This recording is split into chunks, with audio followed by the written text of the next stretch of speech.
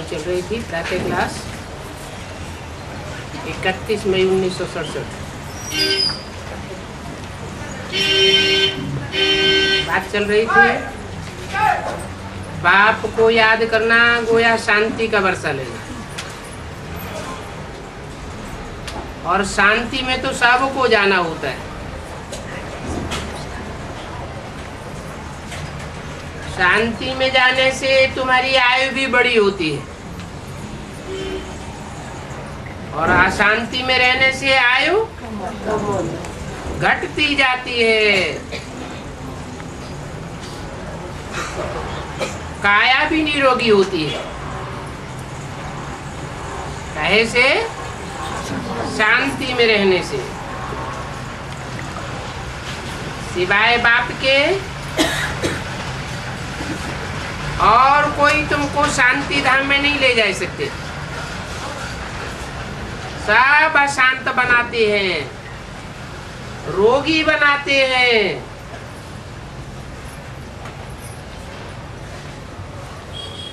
आयु क्षीण कर देते हैं। कोई भी तुम्हें सुदर्शन चक्रधारी नहीं बना सकते, और आत्मा ही सुदर्शन चक्रधारी बनती है।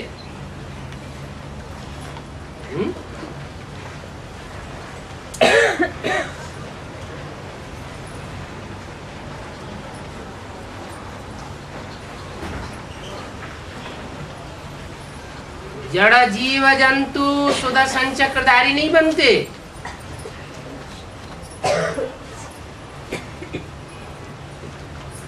आत्मा बनती है।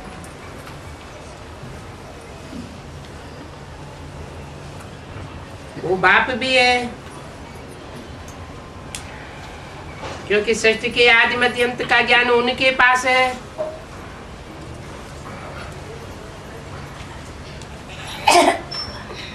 इनके पास नहीं है। इनके पास नहीं है, किनके पास है? ब्रह्मा के पास नहीं है, उनके पास है, क्योंकि वो बाप है। बीज को बाप कहा जाता है,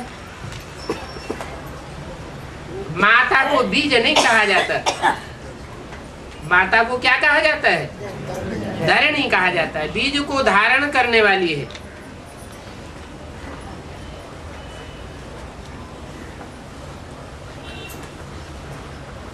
और वो बाप गीता सुना करके अब नई दुनिया स्थापन कर रहे हैं।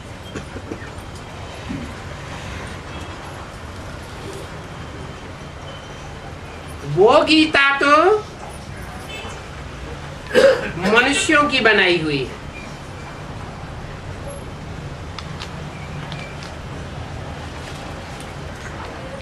कौन सी गीता? झूठी गीता। झूठी कैसे? खंडित हो गया। वो गीता जो खंडित हो जाती है, जो बोला है मुरली में, गीता सारी ही खंडित की हुई है। किसके द्वारा?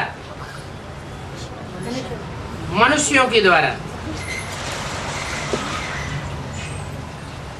वो मनुष्यों की बनाई हुई गीता है।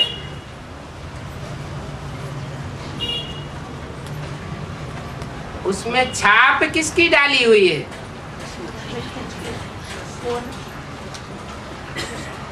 कृष्ण की छाप डाली हुई है। जो मनुष्य सृष्टि का पहला पत्ता है, उसकी छाप डाली हुई है। दिल पर छाप पड़ती है ना, तो उस गीता के दिल पर छाप पड़ी हुई है कृष्ण की, और कृष्ण पहला पत्ता है।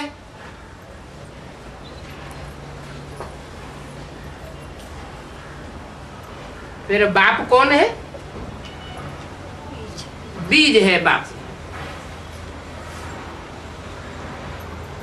मना पत्ता जब पुरुषार्थी जीवन में होता है,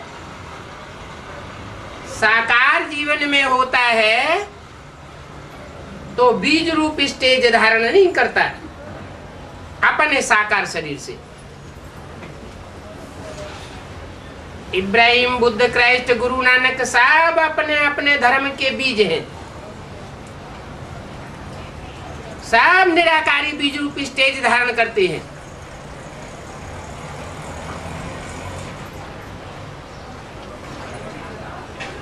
कृष्ण बीज रूप स्टेज धारण नहीं करता।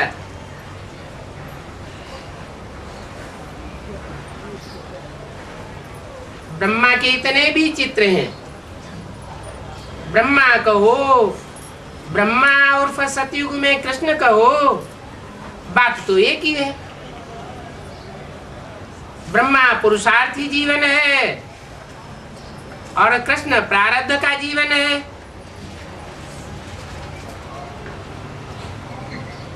प्रारब्ध लेने वाला कृष्ण षष्ठी रूपी वृक्ष के पत्तों में से सबसे श्रेष्ठ पत्ता है।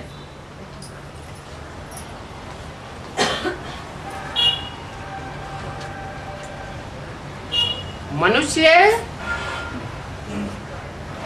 और मनुष्य से ऊंचे देवता।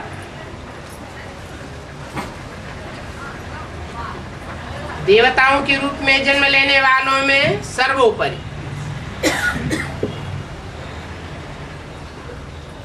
लेकिन उस देवताई सृष्टि को भी जन्म देने वाले जो बीज हैं,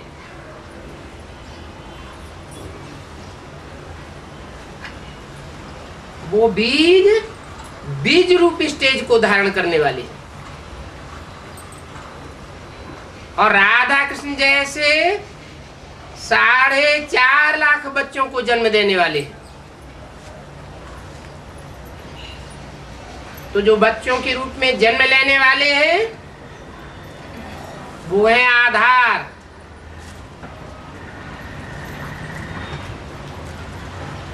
और जो जन्म देने के लिए बीज रूप स्टेज धारण करने वाले हैं वो है बीज रूप बाप।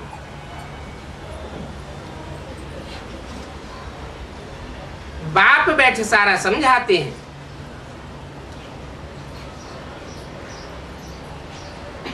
धरणी का पाठ बजाने वाले समझाने वाले नहीं हैं। माता के रूप में पाठ बजाने वाले समझाने वाले नहीं हैं। सुनने सुनाने वाले हैं।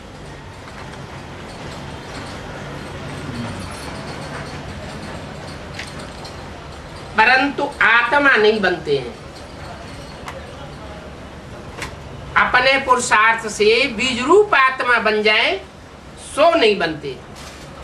फिर कैसे बनते हैं? जो बीज रूप आत्माएं हैं उन बीज रूप आत्माओं में जब प्रवेश करते हैं तो उनके संग के रंग से वो बीज उनको अपना रंग लगाए देते हैं। किनको? राधा कृष्ण जैसे जन्म लेने वाली बच्चों को, जो पूर्व जन्म में पुरुषार्थ तो किया, ज्ञान तो सुना, धारणा भी की, लेकिन अधूरा ज्ञान बुद्धि में बैठा। गीता ज्ञानामृत बन करके बुद्धि में नहीं बैठा, गीता बुद्धि में बैठी।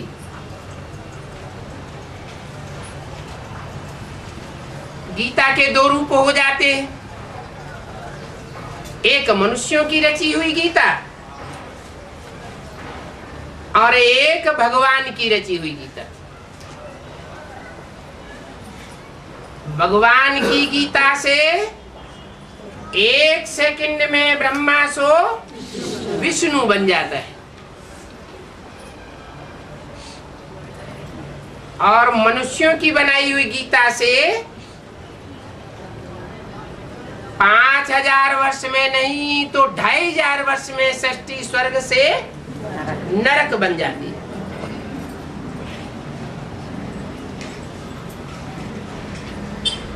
ये बाप बैठ सारा समझाते हैं। कि सच्ची गीता कौन और झूठी गीता कौन, क्योंकि वो सब आत्माओं का बाप है।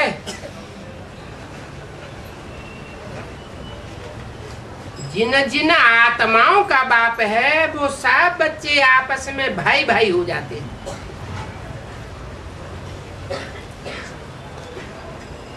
बाप जब नई दुनिया रचते हैं तो प्रजापिता ब्रह्मा द्वारा तुम भाई बहन बन जाते हो।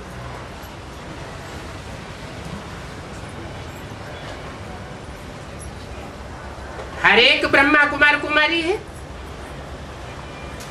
ये बात बुद्धि में रहने पर फिर स्त्री पुरुष का भान निकल जाता है और मनुष्य तुम पर हंसते हैं। ये नहीं समझते कि हम भी भाई बहन हैं।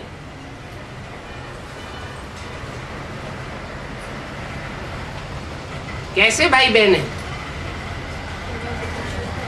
सारी मनुष्य सृष्टि को आज नहीं तो कल प्रजापिता ब्रह्मा का बच्चा बनना है।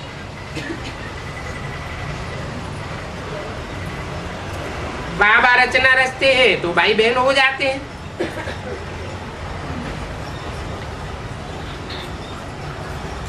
जबकि क्रिमिनल दृष्टि निकल जाती है।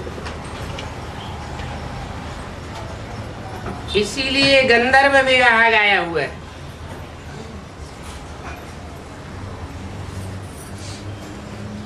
कब की बात है? गंधर्व विवाह तो बेसिक नॉलेज में भी हुए या नहीं हुए? हैं? हुए।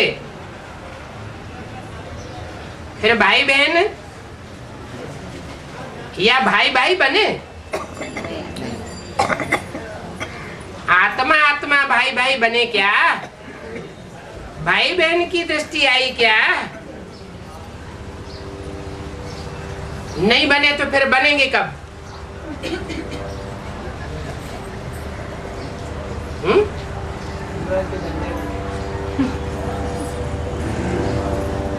भाई बहन बनते हैं तब जब असलियत को पहचानते हैं।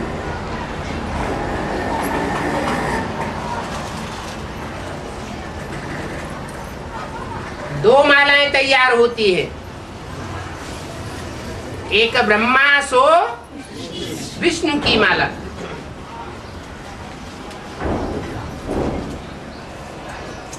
ब्रह्मा का अधूरा पुरुषार्थ तो कोई माला नहीं बनती ब्राह्मणों की, और ब्रह्मा मनुष्य सृष्टि के बाप के संग के रंग में आता है तो संपन्न स्टेज बनने पर ब्रह्मा सो विष्णु बन जाता है, तब विष्णु की माला बनती है, जिसे कहते हैं विजय माला। वो बहनों की माला है। भारतवर्ष में परंपरा चली आई है। कब तक? जब तक बाप की प्रत्यक्षता नहीं हुई तब तक। क्या परंपरा चली आई? राजाई का वर्षा कन्याओं को नहीं मिलता है। किसको मिलता है? भाई को मिलता है, बहन को नहीं मिलता।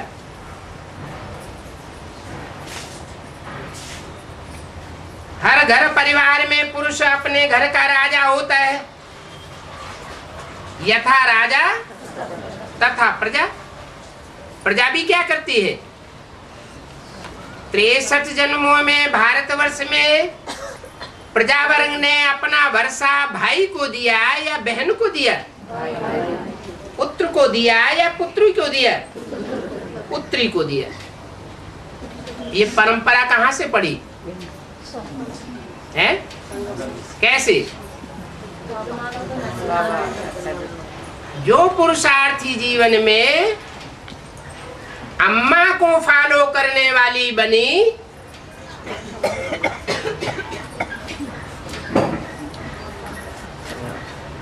वो कन्याएं बन गई।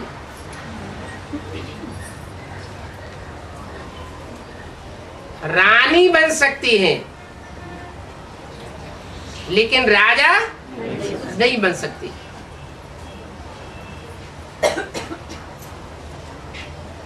उसका नाम है विजय माला। माला माना संगठन। संगठन काय से बनता है? प्योरिटी से संगठन बनता है। वो प्योरिटी से यूनिटी बनाने वाली कन्याएं 63 जन्म भी पवित्रता को धारण करती है। नंबर 1।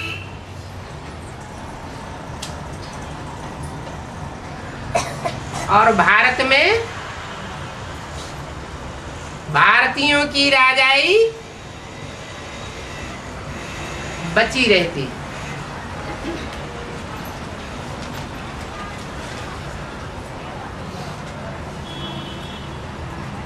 माता में प्योरिटी ज्यादा होती है। वो प्योरिटी का वर्षा बच्ची में भी जाता है।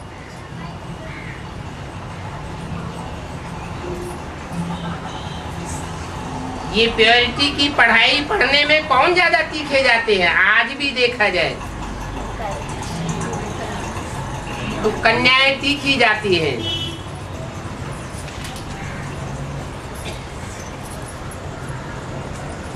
फिर जो तीखे जाते हैं प्योरिटी की पढ़ाई पढ़ने में, उनको वर्षा मिलना चाहिए।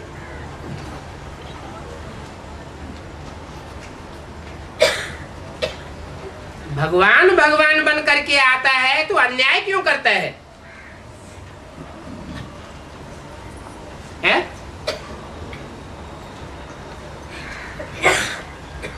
जब है ही पवित्रता की पढ़ाई, तो जो पवित्र रहने वाली आत्माएं हैं, पवित्रता में आगे जाती है, उनको वर्षा मिलना चाहिए। काहे का वर्षा? राजाई का वर्षा। तो भगवान आकर के कन्याओं को क्यों नहीं राजाई देता है?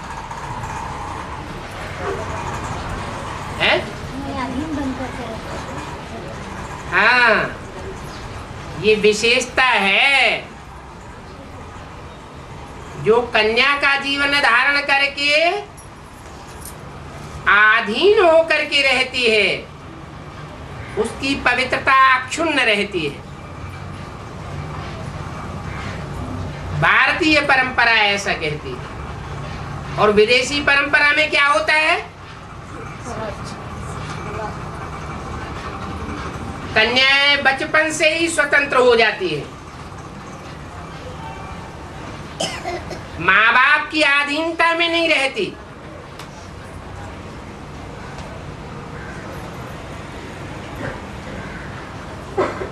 अधीनता में न रहने के कारण उनकी पवित्रता खंडित हो जाती है।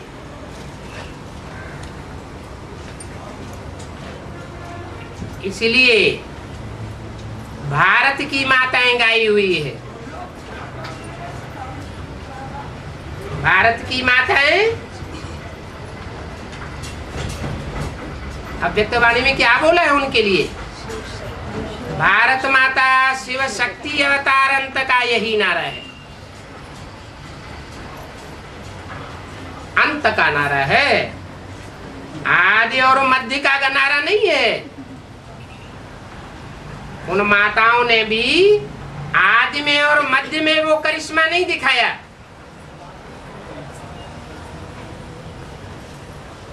वो माताएं कहां से करिश्मा दिखाएंगी आदि में?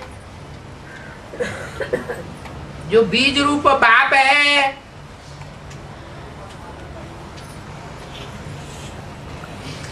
उसको कोई ज्ञान का पूरा डोज नहीं मिला, पूरा ज्ञान नहीं था तो छोड़ के चले गए। तो माता को प्राप्ति होने की तो बात ही नहीं।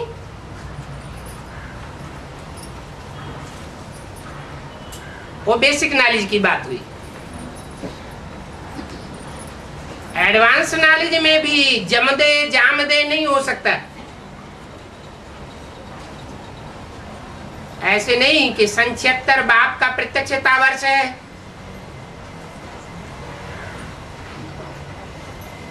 तो तुरंत स्थापना हो जाएगी प्रैक्टिकल में। पहले नंबरवार बुद्धि रूपी क्षेत्र में प्रत्यक्षता होगी, सुखधाम और शांति धाम की, यह प्रैक्टिकल में सुखधाम शांति धाम बन जाएगा। तो बीज रूप बाप की बुद्धि रूपी धरणी में सुखधाम और शांति धाम की प्रत्यक्षता होती है, फिर नंबरवार बच्चों की बुद्धि में होती है। परंतु वो है बीज रूप आत्मा, जो ज्ञान के बीज को समझ लेती है, सार को समझ लेती है। सार को समझने से जब बुद्धि रूपी धरणी में वो सार बोया जाता है तो विस्तार भी हो जाता है। जितना जितना बीज सूक्ष्म होगा उतना उतना वृक्ष विस्तार को पाने वाला होगा। मिसाल देते हैं बड़ वृक्ष का। बीज कितना सूक्ष्म है और उसकी दुनिया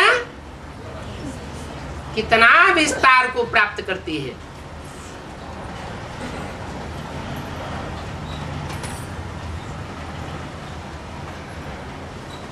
परंतु जो भी बीज रूप आत्माएं हैं,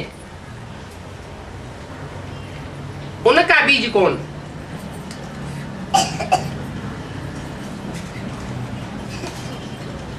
कहेंगे प्रजापिता। अरे आत्माओं का पिता भी प्रजापिता है क्या? वो तो सारी मनुष्य सृष्टि का पिता है। मनुष्य सृष्टि में ऐसी भी आत्माएं हैं जो भगवान के आने पर बीज रूप स्टेज को पूरा पूरा धारण कर लेती है, बीज बन जाती है, देवभान का नाम निशान नहीं रहता। ऐसी बीज रूप आत्मा बनती है कि दृष्टि मात्र से भी, ज्ञानेंद्रियों के संसर्ग से भी उनको संतान पैदा करने की दरकार नहीं रहती। जैसे राधा कृष्ण और लक्ष्मी नारायण के चित्र में दिखाया है, लक्ष्मी नारायण दृष्टि मात्र से भी एक दूसरे को नहीं देख रहे हैं, वो संगम युग की स्वर्णिम युग की दुनिया में खड़े हैं। और राधा कृष्ण सत्य की दुनिया में वो दृष्टि का सुख ले रहे हैं। भले अभी विचारी दृष्टि है, लेकिन ज्ञानेंद्रियों का सुख तो ले रहे हैं। वो ज्ञानेंद्रियां भी देह का हिस्सा तो है। तो ऐसे बच्चे जो आत्मा तो हैं, जैसे 500 करोड़ मनुष्य आत्माएं हैं, वो सब देहभान का सुख भोगने वाली है। परंतु वो ऐसे बच्चे हैं जिनमें देहभान का नाम निशान भी नहीं रहता।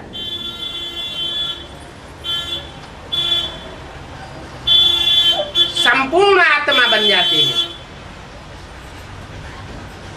ऐसे आत्मा बनने वाले रूहानी बच्चों का बाप कौन होगा? है?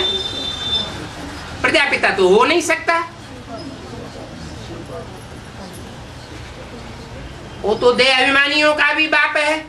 राम सो रावण बनता है, तो बिना देहवान के रावण बन जाएगा क्या? देहभान तो धारण करना पड़े, नहीं तो इतनी बड़ी आसुरी सृष्टि का विनाश भी नहीं हो सकता।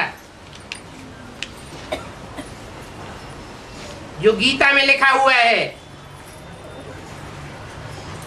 आत्मनिष्ठ व्यक्ति सारे संसार की हत्या कर दे तो भी उसके ऊपर कोई पाप नहीं लगता।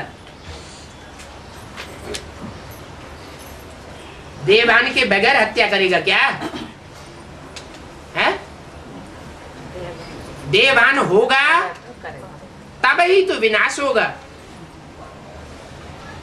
अगर संपूर्ण आत्माभिमानी हो तो विनाश की तो बात ही नहीं।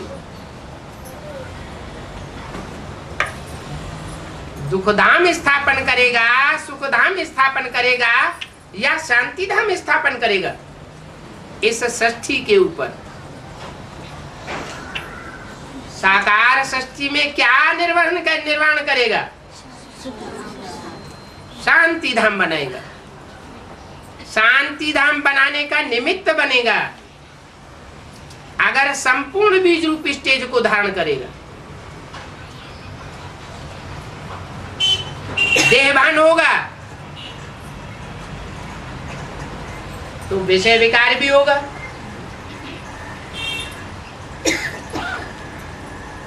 पवित्रता से स्थापना होती है और अपवित्रता से विनाश होता है।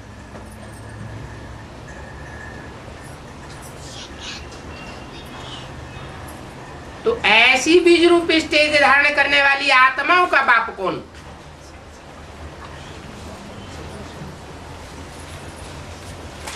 रूहों का बाप कौन?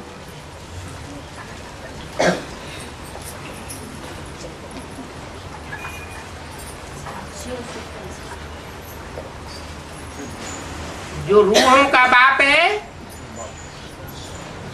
वो रूहानी स्टेज के बच्चों की पैदाइश करके जाता है।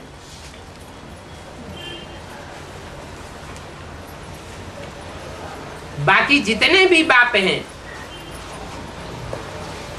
वो सब देह अभिमान वाले हैं और देह अभिमानियों की पैदाइश करते हैं। रूहों की पैदाइश नहीं कर सकते।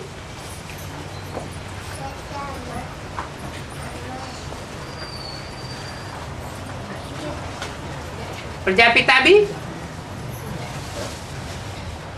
रूहों की पैदाइश करता है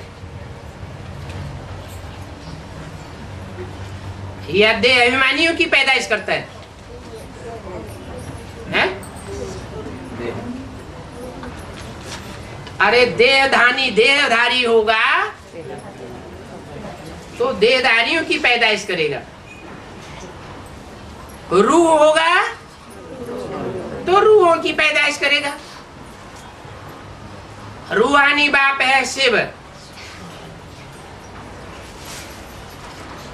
परंतु ऐसा बाप है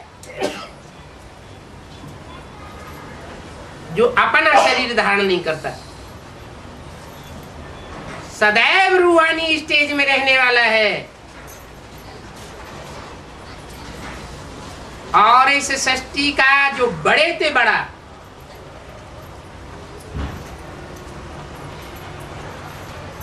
देह अभिमानी है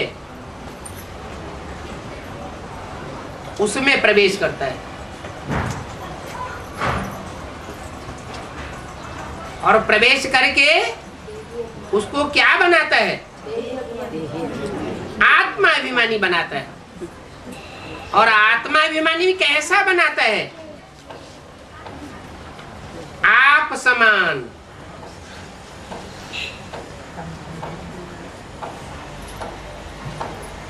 जैसे स्वयं है सदाशिव, ऐसे संगम युग में सदा काल के लिए, सिर्फ संगम युग में सदा काल के लिए आत्मा बनाकर जाता है।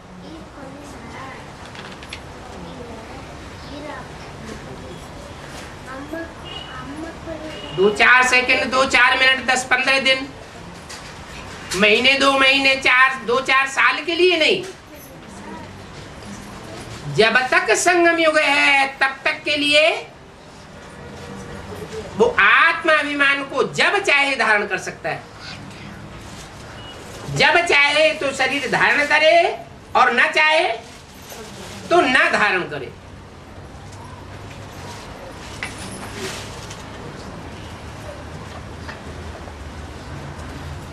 आत्मा बनता है तो मनुष्य सृष्टि की जो भी आत्मा है सब में प्रवेश करके वो अपना कार्य कर सकता है। एटम बम बनाने वालों की बुद्धि को भी घुमा सकता है।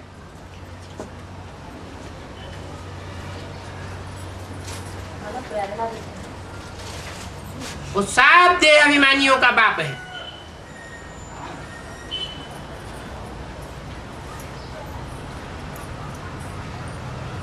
आत्मा अभिमानी कितने हैं और देह अभिमानी कितने हैं? 4.5 लाख आत्मा अभिमानी और बाकी सारी सृष्टि देह अभिमानी। 4.5 लाख आत्माओं का बाप वो परमपिता परमात्मा कहा जाता है।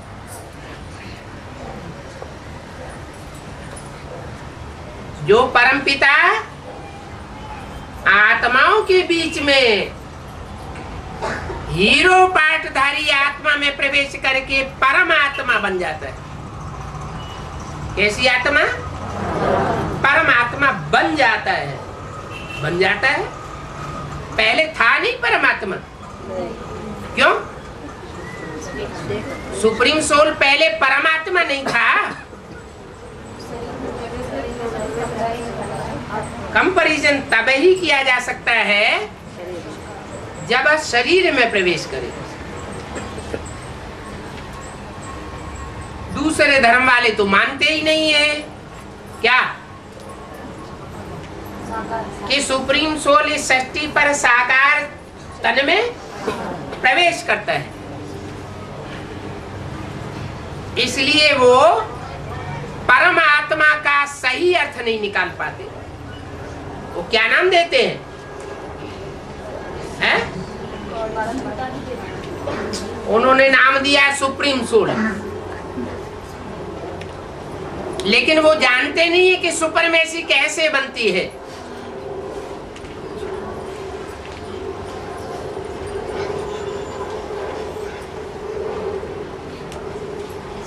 Good, better, best. बेस्ट माने सुपरमेसी। सुपरमेसी तो बनती ही तब है जब साकार बने। तो साकार तन में प्रवेश करके कोई आत्मा को परमात्मा की स्टेज तक पहुंचाता है।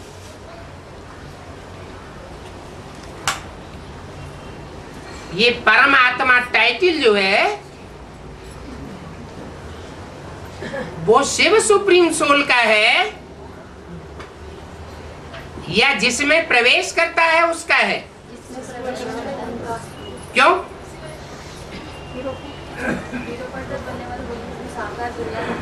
इसलिए कि शिव की सानी और कोई के साथ नहीं हो सकती। शिव की तुलना कोई आत्मा के साथ नहीं हो सकती। वो शिव तो तुरीय है और जो भी आत्माएं हैं 7 जन्म मरण के चक्र में आने वाली है। शिव जन्म मरण के चक्र में आने वाला नहीं है और जन्म मरण के चक्र में आने वाली आत्माओं में जो सबसे जास्ती आत्मिक स्थिति को धारण करने वाला है, वो बाप समान की स्टेज को पाता है, या बाप उसको सुप्रीम सोल बाप शिव उसको आप समान बना के जाता है। तो भक्ति मार्ग में कहा जाता है शिव शंकर एक है। बेसिक नॉलेज में ब्रह्मा कुमार कुमारियां समझाते हैं शिव और शंकर एक नहीं है, अलग अलग है। अब ये कैसे समझाया जाए कि अलग अलग है या एक है? अपना समान बना देंगे तो दोनों एक है। अलग अलग तब ही कहेंगे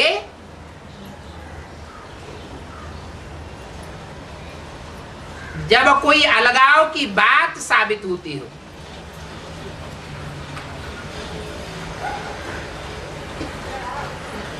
अलगाव की बात क्या साबित होती है दोनों आत्माओं के बीच में? वो जानवर में नहीं। एक आत्मा भोगी है, सदैव भोगी है। क्या सदैव माना? आदि से लेकर के अंत तक भोगी है। और एक आत्मा सदैव भोगता है, सुप्रीम सोल जिसे कहा जाता है। इसलिए वेदों में जो मुख्य वेद है ऋग्वेद, उसमें लिख दिया है द्वा सुपर्णा सुयोजा सखाया समानम वृक्षम अभिशस्व जाते। ये षष्ठी रूपी वृक्ष है जिसमें दो पक्षी विशेष हैं, वास करते हैं। एक भोक्ता है और एक अभोक्ता है। उस वृक्ष पर रहते हुए भी एक सदैव भोक्ता है और एक भोक्ता भी है, तो अभोक्ता भी बन जाता है। जब चाहे भोक्ता बने और जब चाहे अभोक्ता बने। जिसे बाबा अव्यक्त वाणी में कहते हैं जब चाहो इंद्रियों से काम करो और जब न चाहो तो इंद्रियों से कर्म से परे हो जाओ। कोई माया की ताकत नहीं है जो कर्मेंद्रियों को उत्तेजित कर सके, कर्मेंद्रियों के बंधन में ना आ सके।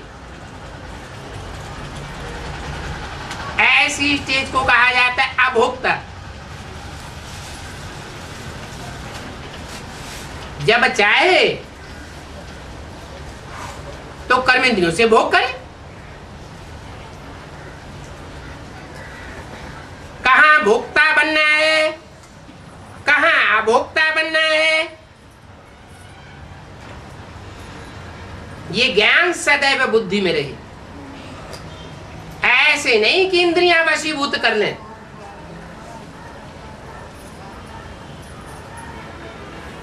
नहीं तो मनुष्य किसको कहा जाता है?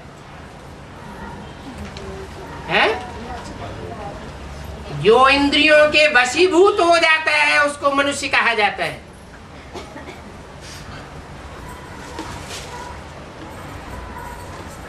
और भगवान किसको कहा जाता है? इंद्रियों को वशीभूत करने और कराने वाले को भगवान कहा जाता है। इंद्रियां बंधन में बांध लेती हैं आत्मा को, तो मनुष्य कहा जाता है। इंद्रियों के बंधन से परे चली जाती है आत्मा, तो देवता बन जाती है।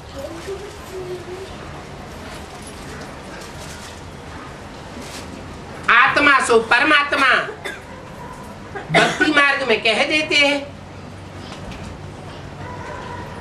जानते तो है नहीं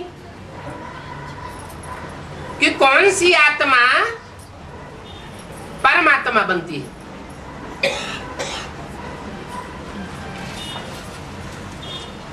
एक ही आत्मा है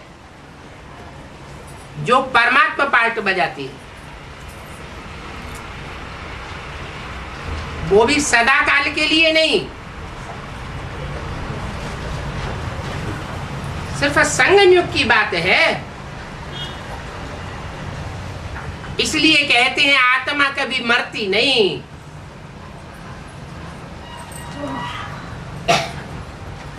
आत्मा अमर है। तो जो भी अमरनाथ के बच्चे हैं वो किसकी संतान कहे जाते हैं? अमरनाथ की संतान। नंबरवार अमरनाथ बनते हैं कि एक जैसे बनते हैं? नंबरवार अमरनाथ बनते हैं। निश्चय बुद्धि विजयते बनते हैं। इतना दृढ़ निश्चय हो जाता है कि जीते जी इन आंखों से सृष्टि का विनाश भी देखते हैं और इन आंखों से नई दुनिया भी देखते हैं।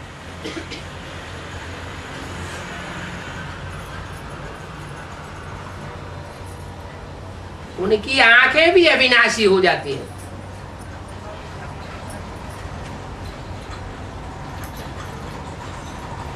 वो बाप के बच्चे हैं, सुप्रीम सोल बाप, जो बड़े से बड़ा बाप है। इब्राहिम, बुद्ध, क्राइस्ट, गुरु नानक भी बाप है।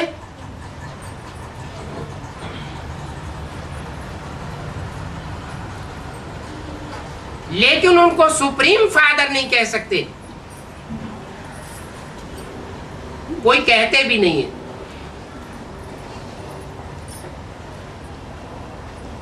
जो सुप्रीम बाप है वो क्या देते हैं?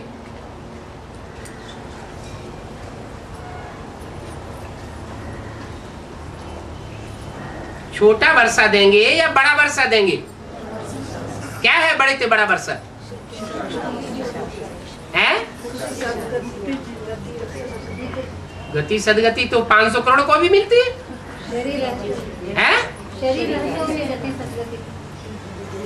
हाँ, शरीर रहते हुए ही गति भी देते हैं। आत्मा गतिमान बनती है, सुदर्शन चक्रधारी बनती है, जड़त्वमयी बुद्धि खलास हो जाती है, अपने स्वरूप को पहचानने वाली बन जाती है, अनेक जन्मों को पहचान लेती है कि मुझ आत्मा ने इस 84 के चक्र में कैसे कैसे क्या क्या और कहां कहां पार्ट बजाया है।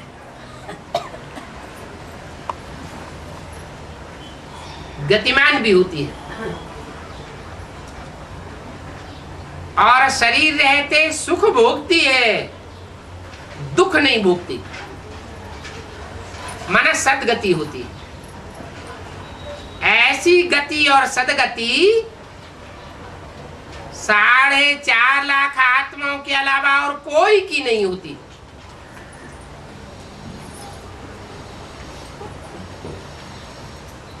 ये है रूहानी बाप के असल रूहानी बच्चे।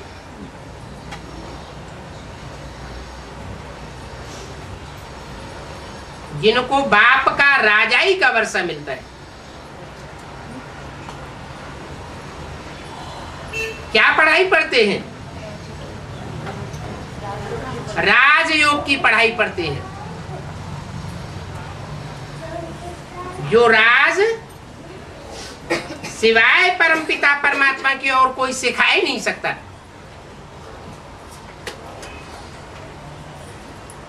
ऐसी संगठित फैमिली बना के जाता है जो इतनी बड़ी फैमिली दुनिया में कोई ने न बनाई हो। प्रैक्टिकल रूप में देखने में आता है कि इनके ये माँ है और इनके ये बाप है।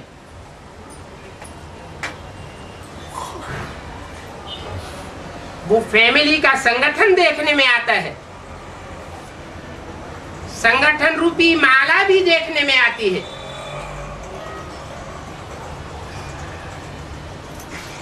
वो सारे ही गुप्त पुरुषार्थी हैं। गुप्त बाप से गुप्त वर्षा लेने वाले हैं।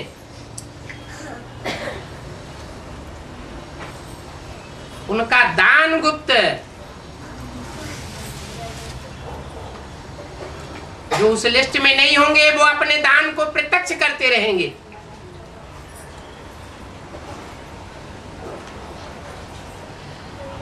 गुप्त नहीं रख सकेंगे, दिखावा करेंगे। जो गुप्त बाप गुप्त पंडा के गुप्त पांडव बच्चे होंगे, उनका सारा ही दान गुप्त होगा। दुनिया नहीं जान सकती कि इन्होंने क्या तन का दान दिया।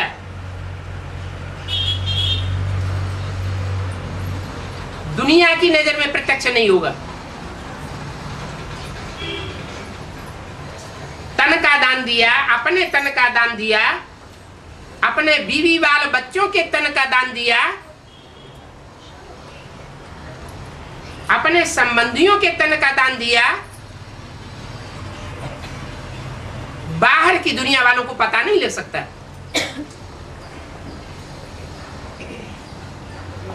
वो अंत तक उस राज को नहीं समझेंगे। और जिनकी बुद्धि में ये राज समझ में आ जाता है,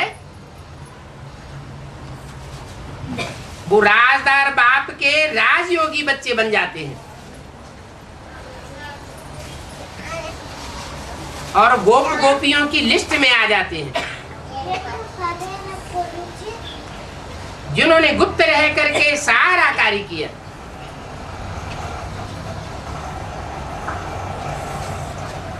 तन का दान भी गुप्त किया, धन का दान भी गुप्त किया। जहां तक हो सका समय, संपर्क और संबंधियों का भी गुप्त दान किया। सारी शक्ति गोपनीय तरीके से यज्ञ में यूज की। ये है ही गुप्त पांडव गवर्नमेंट।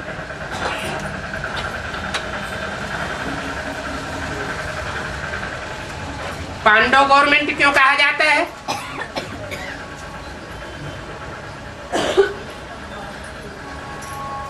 हैं? शक्ति गवर्नमेंट क्यों नहीं कहा जाता?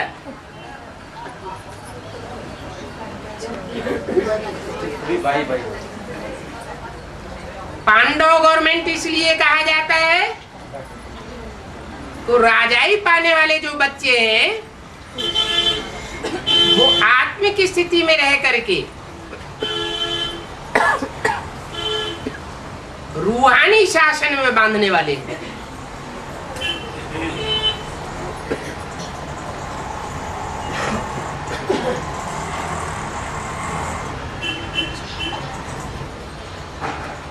शक्तियां जिनको कहा जाता है वो अपने देहभान को इतना नहीं गला पाती जिनका गायन हो शास्त्रों में कि पांडवों ने अपने देहभान को गला दिया।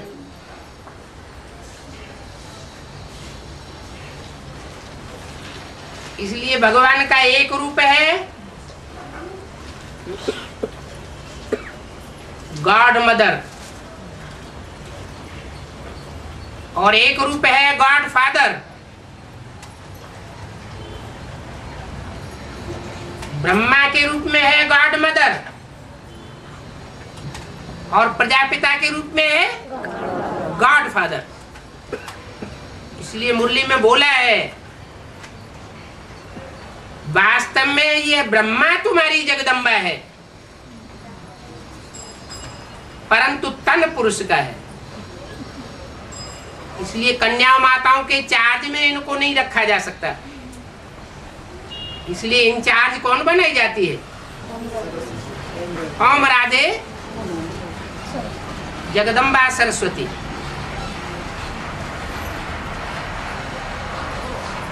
फिर जब ब्रह्मा ही वास्तव में जगदम्बा है तो ब्रह्मा की तो पूजा नहीं होती, ब्रह्मा की मूर्तियां नहीं बनाई जाती, ब्रह्मा के मंदिर नहीं बनाए जाते। तो जगदम्बा होने से फायदा क्या हुआ?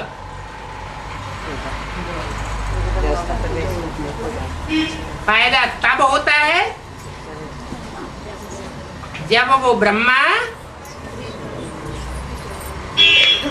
चोला छोड़ने के बाद कोई कन्या माता में प्रवेश करता है और फिर संसार में वो जगदम्बा के रूप में पूजा जाता है। जिस कन्या माता में प्रवेश करता है वो भी रुद्रमाला का मणका बनती है।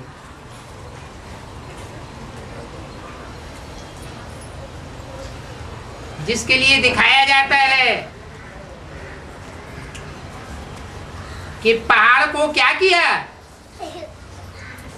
है?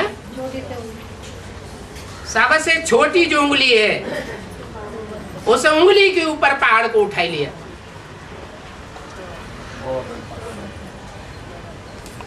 अंगूठे पर भी नहीं उठाया, ये ज्यादा मजबूत होता है। काय को उठा लिया? कनिष्ठिका उंगली पर उठा लिया। कहा जाता है ना, श्रेष्ठ पुरुषार्थी, मध्यम पुरुषार्थी और कनिष्ठ पुरुषार्थी। तो जब हाथ से काम किया जाता है तो 5 उंगलियों में ज्यादा से ज्यादा ताकत किसमें होती है? अंगूठे में ज्यादा ताकत। और कनिष्ठिका जैसी ताकत है वैसा काम कर पाती। तो जो रुद्रमाला का लास्ट मणका है उसके ऊपर गोवर्धन पहाड़ उठाई लिया। क्या नाम दिया? गौओं का वर्धन करने वाला पहाड़। वर्धन माना बढ़ाने वाला। सन 37 में स्थापना हुई यज्ञ की, तो 37 से लेकर के और दिल्ली आने तक 16-17 वर्षों में कितनी संख्या बढ़ सकी? ज्यादा से ज्यादा 300-400। और ब्रह्मा के जीवित रहने तक वो संख्या रही। शरीर छोड़ने के बाद तो वो बात ही नहीं। उन्हें तो वास्तव में ब्रह्मा कुमार कुमारी कहा भी नहीं जा सकता प्रैक्टिकल में।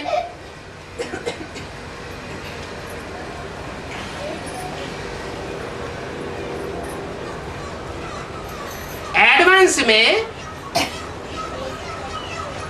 जो अपन को पक्के प्रजापिता ब्रह्मा कुमार कुमारी कहलाते हैं, उनमें जो गुप्त संबंध जोड़ने वाले हैं, गोप गोपी बनते हैं, उनकी संख्या कितनी होती है? 16,000 अभी है। यज्ञ के आदि में भी नहीं थी और अभी भी नहीं है। माने उसको पहाड़ नहीं कह सकते। गौओं को बढ़ाने वाला पहाड़ नहीं कहा जा सकता। जिस पहाड़ के नीचे सुरक्षा मिल जाए, इतनी जास्ती गौओं की वृद्धि होती जाती है कि संसार चमत्कृत हो जाता है।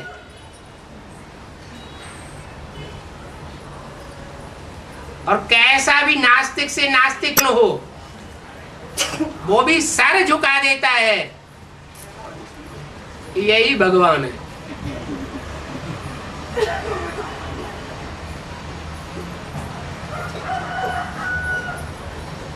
उसको कहते हैं गोवर्धन पहाड़। निमित्त कौन बनता है? हाँ, जगदम्बा निमित्त बनती है।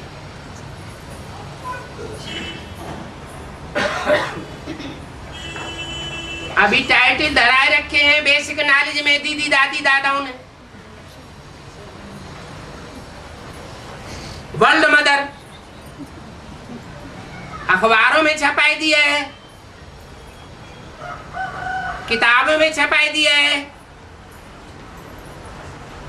बड़े बड़े मेगा प्रोग्राम करके शिव ज्योति बिंदु के नीचे अपने चित्र छपा करके 3 मूर्तियां बनाई दी, जिनके लिए अव्यक्त वाणी में बोला 3 सीट्स फिक्स हो गई है। तो फटाफट चित्र बने और 3 सीट फिक्स हो गई। ब्रह्मा, बाप और Jagdamba, world mother.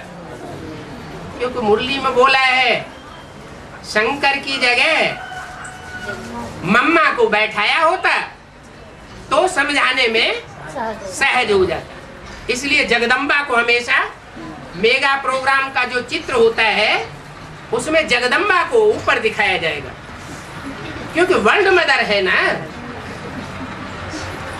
World godfather तो ब्रह्मा के तन में आता था, वो तो चला गया। अब गोवर्धन पहाड़ कौन उठाएगा? अब जगदम्बा चाहिए कि नहीं चाहिए? तो जगदम्बा आ गई। कितने गौओं की वृद्धि करेगी? 16,108 कन्याएं सरेंडर होनी चाहिए।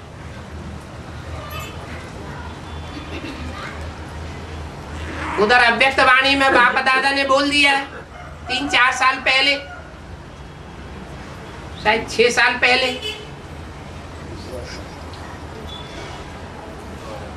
कन्याओं का समर्पण समारोह हो रहा था। उस समय बोला ये आखिरी समर्पण समारोह नहीं है, अभी दोबारा भी समर्पण समारोह करेंगे। क्या मतलब हुआ कि बेसिक नॉलेज में तो बेसिक नॉलेज के बतौर, अधूरी नॉलेज के बतौर समर्पण हुआ, लेकिन आखिरी समर्पण कब माना जाएगा? अरे भगवान होगा तो समर्पण होगा, या भगवान है ही नहीं प्रैक्टिकल में तो समर्पण माना जाएगा। भगवान प्रैक्टिकल में हो तो समर्पण संसार मानेगा।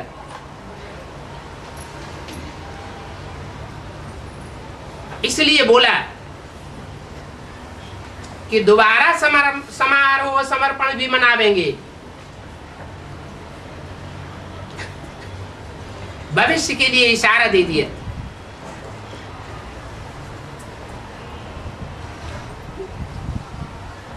तो जगदम्बा निमित्त बनती है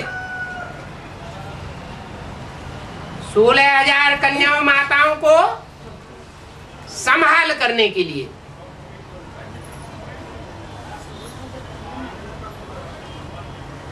बेसिक नॉलेज में अधूरी नॉलेज वाले ब्राह्मण समझ लेते हैं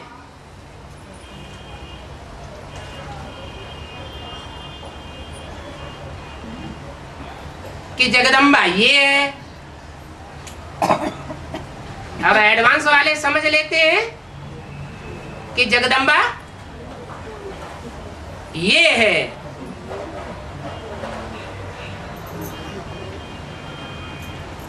जगदम्बा वही हो सकती है जो सारे जगत का पार्ट, माताओं का, कन्याओं का, जिसके अंदर समाया हुआ हो। विदेशी कन्याओं माताओं के भी स्वभाव संस्कार जिसके अंदर हो, और भारतीय कन्याओं माताओं के भी स्वभाव संस्कार जिसके अंदर हो,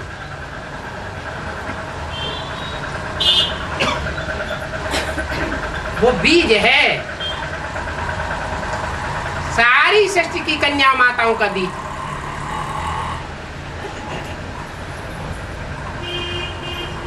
अंत में वो पालना करेगी।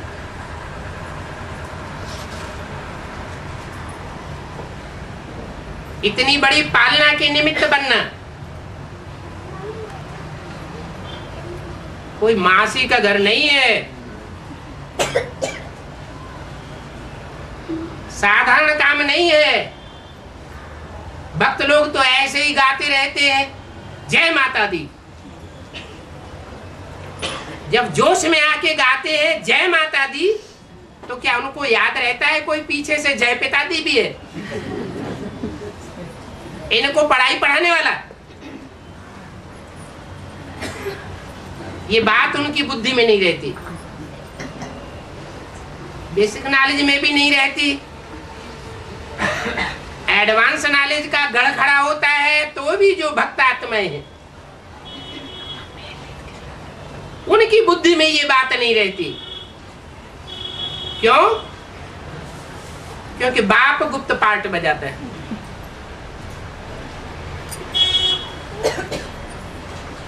आदि में भी गुप्त था, मध्य में भी गुप्त है। गुप्त है कि अभी प्रत्यक्ष है? बच्चों के साथ प्रत्यक्ष है। बच्चों को अनिश्चय नहीं आता है? बच्चों को अनिश्चय नहीं आता? बच्चों को भी अनिश्चय आता है। कोई छाती ठोक के नहीं कह सकता कि हमको न कभी अनिश्चय आया है, न आ रहा है और न आगे चल के आएगा। माया अभी तो बताया कितने बड़े बड़े पोस्टर छपाए रखे हैं। माने हिलाने वाली अभी समझ में नहीं आई। जब हिलाने वाली समझ में नहीं आएगी तो स्त्रियम करने वाला कौन है वो भी समझ में नहीं आएगा। थमाने वाला कौन है और हिलाने वाला कौन है? रावण कौन है और राम कौन है? दोनों की पहचान साथ साथ होगी या एक की पहचान होगी एक की नहीं होगी? दोनों की पहचान होना माना ज्ञानी।